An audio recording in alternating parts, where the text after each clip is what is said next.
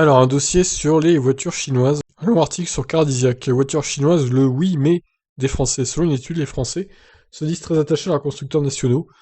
Alors, moi non, hein, je m'en fous un peu. Je prends la meilleure voiture du moment, hein. Mais pourrait bien leur préférer des productions chinoises à partir du moment où celles-ci affichent des tarifs plus alléchants. La question du Made in France, sujet complexe s'il en est l'un des aspects les plus intéressants abordés par l'étude barométrique annuelle.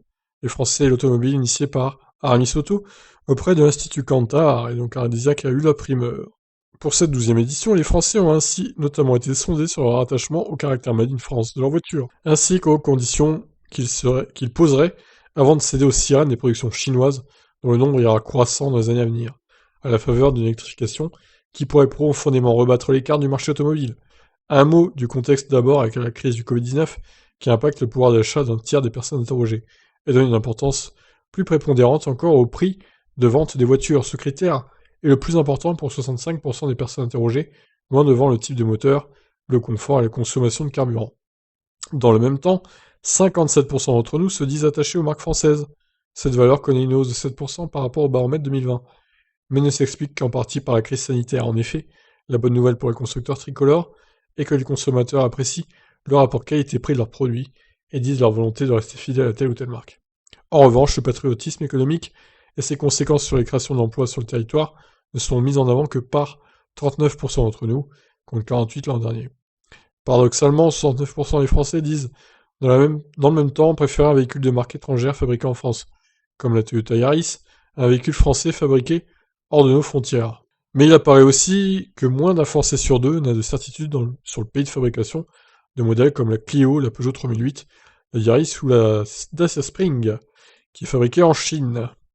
Cette dernière est en effet fabriquée en Chine, tout comme d'autres modèles dernier cri proposés par les constructeurs français et européens. Il en va ainsi des DS9, Citroën C5X, BMW iX3 et autres Polestar 2.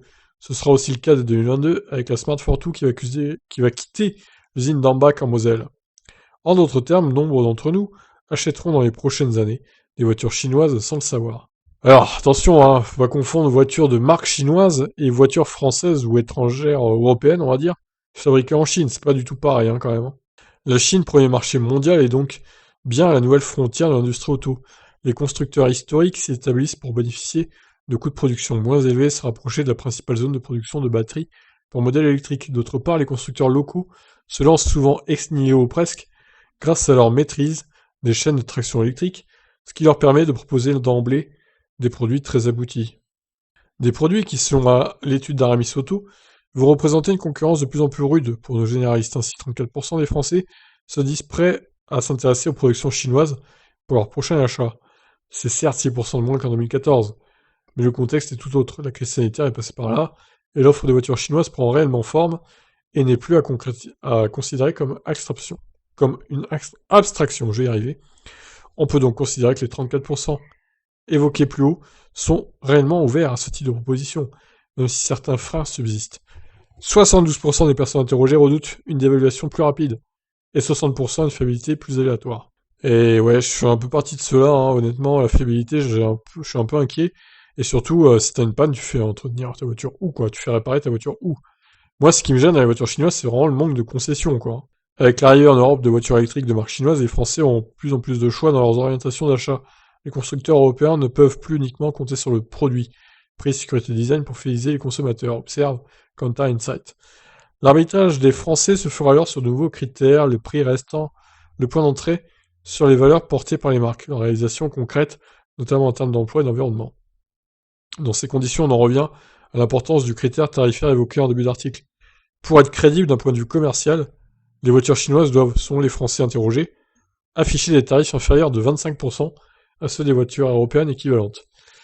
Ouais, ça fait un quart du prix en moins, ouais, je suis d'accord avec ça.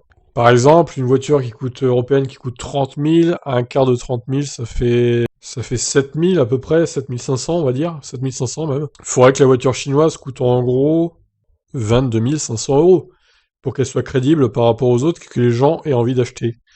Ça me paraît être un chiffre assez correct, pour le coup. C'est ce qui me ferait peut-être plus pencher aussi pour une voiture chinoise.